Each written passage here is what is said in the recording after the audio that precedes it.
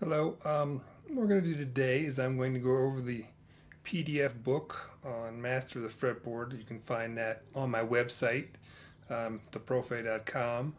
It's free, as well as all the video lessons that accompany it. Basically, I'm going to teach you music.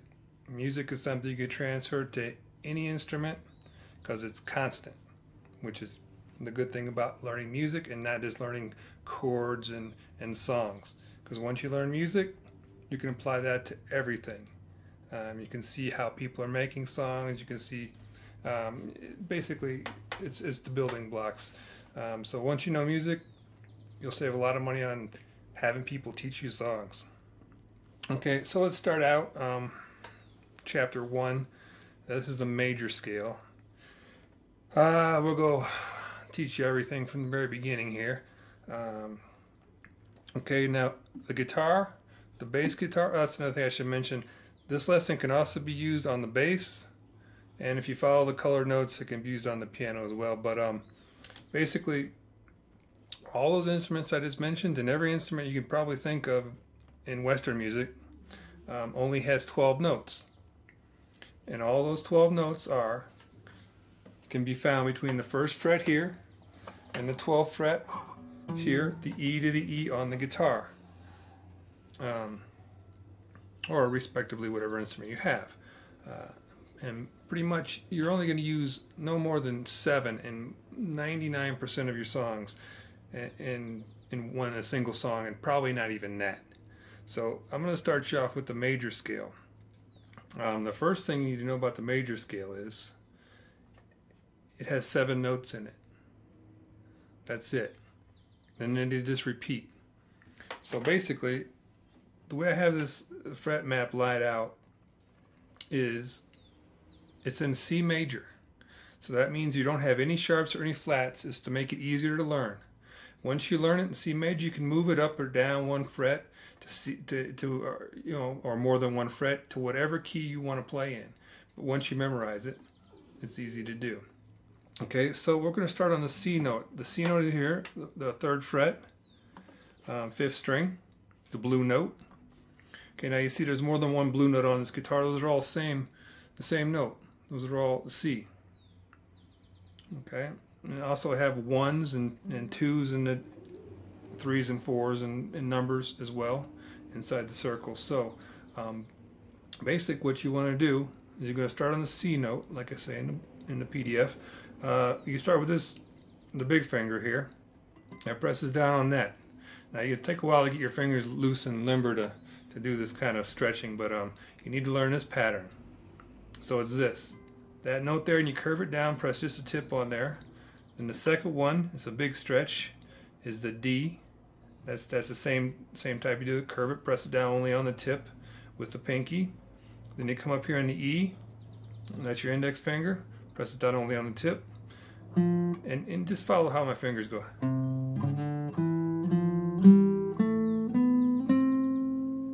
That is the C major scale. So you're basically just counting C, D, E, F, G, A, B, C.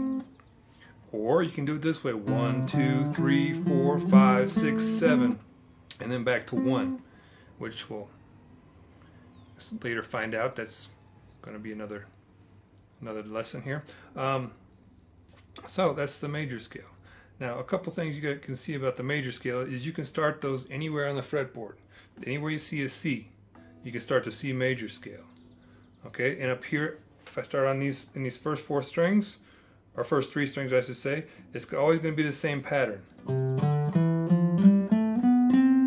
With my fingers making the same pattern. Now if I come down here and I start on the 5th string, or it should be the 3rd string I should say, changes a little bit.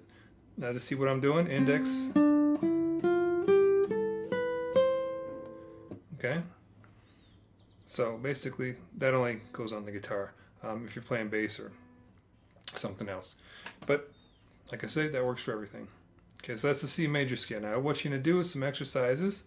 Find a C, a blue note anywhere on the neck, and then just count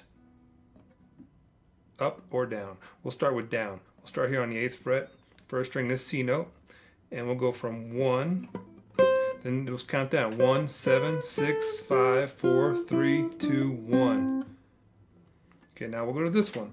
We'll go up this time. 1, 2, 3, 4, 5, 6, 7, then back to 1. Okay?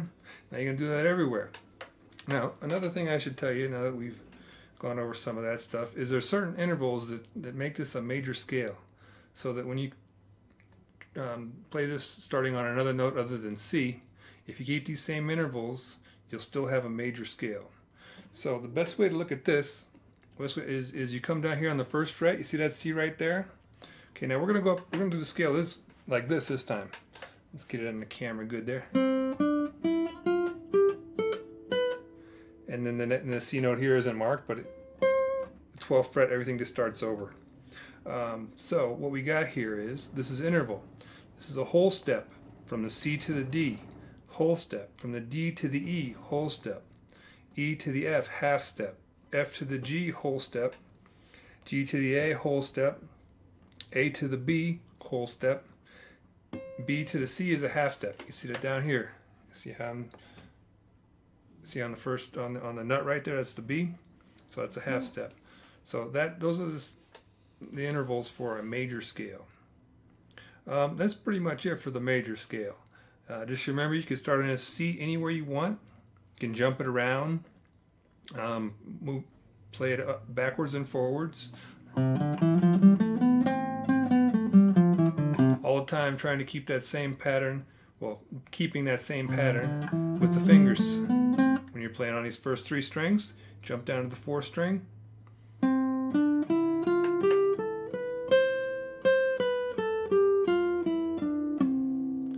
Alright, so that's the major scale. In this case, a C major scale. Now it's very important that you learn every one of these lessons before you move on. Otherwise, once you get into some of the more advanced stuff, it won't make much sense to you. But everything is built on these scales. Everything I'm going to teach you is built on the scale, whether it be a major scale, a minor scale, or whatever. But you need to learn these scales. You need to learn them well. Okay? So now I'm going to have another lesson here, just going up to the minor scale. Once you learn this one, you should learn one at a time and master it, and then move on to the next one. Okay?